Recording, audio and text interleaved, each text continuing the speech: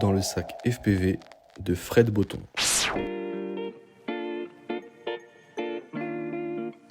Salut, je m'appelle Fred, j'ai pas de pseudo FPV, je m'appelle Fred. J'ai 55 printemps et je suis journaliste dans les nouvelles technologies.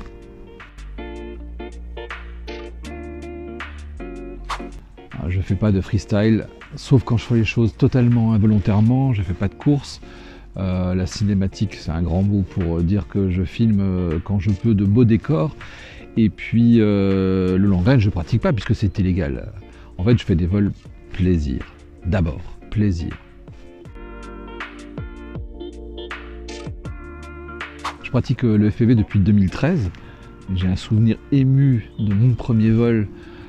C'était à Vincennes et avec un Autonix de Walkera et une caméra GoPro 3, voire même 2, et un émetteur 5.8 analogique.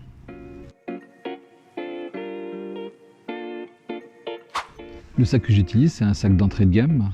Je crois qu'il coûte moins de 20 €, hors port, hors taxe. Et si j'ai choisi un sac aussi peu cher, c'est parce que j'en ai plusieurs. Et dedans, j'y mets des univers différents, avec des drones évidemment différents, et tout leur écosystème. Je peux mettre 2 drones à l'intérieur, max. Alors, il y a une particularité, c'est que je ne mets pas de drone à l'extérieur. Et la raison, c'est que je préfère être discret quand je me balade. J'ai pas envie que les drones deviennent des aimants à curieux. Donc pas de drone à l'extérieur, tout à l'intérieur. Évidemment, avec des tiny hoops, je peux en mettre un peu plus, je peux charger la mule. J'emporte très peu d'accessoires avec moi puisque je désire que les sacs soient légers. Donc c'est un tournevis électrique parce que je suis flemmard avec pas mal d'embouts, des filtres ND, une power bank, des testeurs de batterie, et puis c'est à peu près tout. J'ai pas de fer à souder. De toute façon, les fers à souder ne veulent pas venir avec moi. Les fers à souder ne m'aiment pas. Et c'est réciproque, je n'aime pas les fers à souder.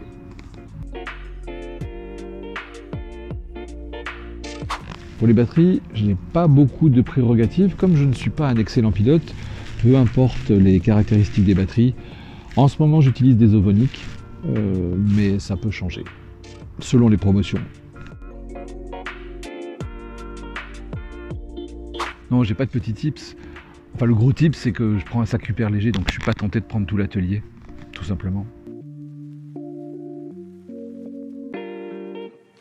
Je prends peu l'avion depuis quelques années, mais quand ça m'arrive, les drones vont en soute. Les batteries sont stockées dans le bagage à main avec leur connecteur protégé par du scotch. Et puis j'imprime la feuille de l'IATA qui concerne la réglementation sur le transport des batteries en aérien. Ça, c'est au cas où je sois inquiété au moment du contrôle des bagages. La principale caractéristique du sac, c'est sa légèreté parce qu'il m'accompagne partout.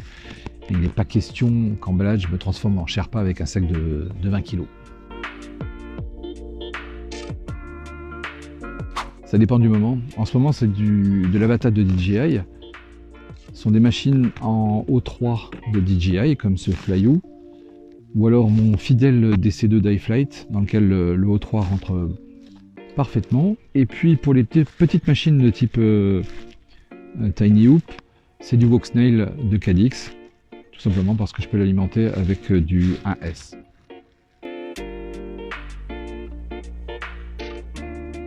Lunettes casque, ça dépend aussi des drones. Avec l'Avata et les O3, ce sont des Google 2 de DJI.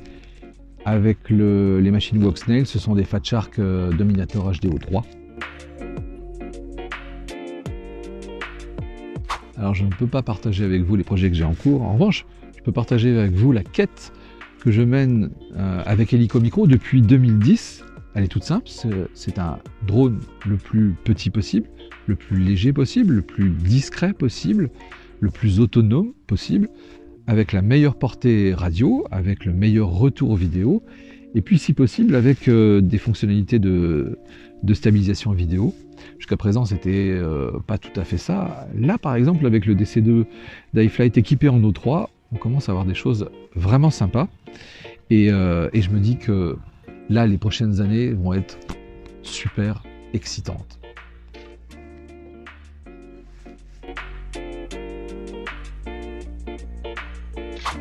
Mon pilote FPV préféré, je pense que c'est J-Crew, mais j'aime bien Alex Vanover aussi. Et puis Damien Gans, ce pilote est d'une précision diabolique. J'ai pas de vol dont je sois le plus fier. En revanche, tous les vols en montagne que je pratique avec un peu de repérage, avec une bonne dose d'adrénaline, c'est juste du pur bonheur.